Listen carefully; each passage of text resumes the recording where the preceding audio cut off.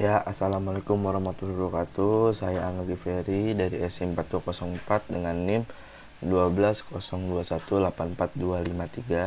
Di sini saya akan mempresentasikan modul 9, memodelkan objek menggunakan state machine diagram. Ya, tujuan dari PowerPoint modul 9 berikut. Yang pertama, memodelkan keadaan objek, mendeskripsikan elemen dari UML state machine diagram. Sini ada proses mapnya. Memperkenalkan objek state. Ada dua cara untuk memikirkan apa itu objek state. Yang pertama, suatu objek adalah kumpulan spesifik dari nilai atribut untuk objek tersebut. Yang kedua, keadaan objek menggambarkan perilaku objek relatif terhadap rangsangan eksternal. Modul ini mempertimbangkan definisi keduanya. Mengidentifikasi elemen dari state machine diagram. Nah, ini ada contohnya. Transisi keadaan. Transisi keadaan mempresentasikan perubahan keadaan seiring berjalannya waktu. Struktur internal dalam simpul keadaan. Simpul keadaan mempresentasikan sebuah keadaan dari single objek seiring berjalannya waktu. Nah, yang pertama, entry event ini menentukan aksi saat masuk ke dalam satu keadaan. Exit event ini menunjukkan aksi saat keluar dari sebuah keadaan. Do event menentukan aksi yang sedang berjalan. Anda dapat juga menentukan event dengan aksi yang sesuai. HVAC state machine diagram. Nah, ini contohnya dari state machine diagram dari HVAC-nya. Membuat sebuah state machine diagram untuk sebuah objek kompleks. Yang pertama, menggambar keadaan awal dan akhir untuk keadaan objek tersebut. Kedua, menggambar keadaan yang stabil untuk objek tersebut.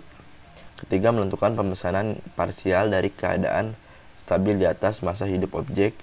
4. Menentukan event yang memicu transisi antara keadaan dari objek. Menentukan transisi aksi jika ada. Yang kelima, menentukan aksi dalam keadaan. Langkah pertama memulai dengan keadaan awal dan keadaan akhir. Nah, di sini ada pendingin, diam, pemanasan. Langkah ketiga menentukan pemesanan parsial keadaan. Nah, di sini jadi ada garis-garisnya nih. Yang langkah keempat menentukan transisi event dan action. Nah, di sini nih ada eventnya di sini, dari arah-arahnya kemana, terus ada eventnya. Langkah kelima menentukan aksi dalam keadaan.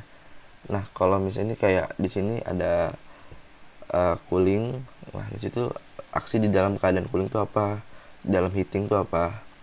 After trigger event yang dapat terjadi setelah sebuah periode waktu ditampilkan dengan menggunakan after trigger event.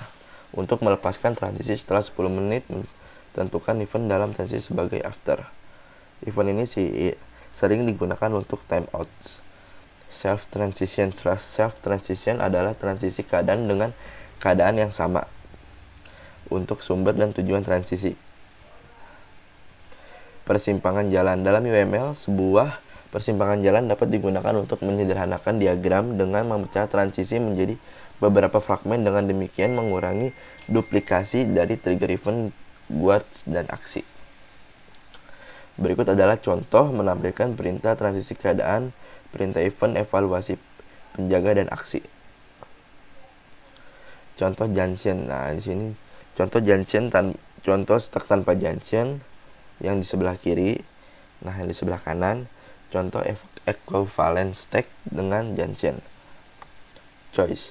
Dalam UML, sebuah pilihan atau choice digunakan untuk menentukan diagram dengan memecah transisi menjadi beberapa fragmen. Dengan demikian mengurangi duplikasi dari trigger event, guard, dan aksi. Choice juga memungkinkan evaluasi dinamis untuk guard setelah action fragmen transisi sebelumnya yang dieksekusi. Contoh perintah transisi keadaan dalam perintah event, evaluasi, guards, dan aksi.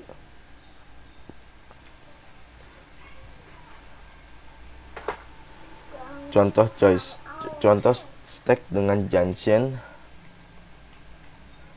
dan contoh equivalent stack dengan choice. Nah, di sini rangkumannya, sebuah objek mungkin memiliki keadaan yang mendefinisikan kebiasaan unik dari objek tersebut.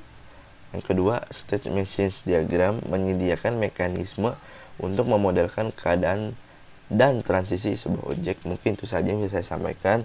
Terima kasih. Wassalamualaikum warahmatullahi wabarakatuh.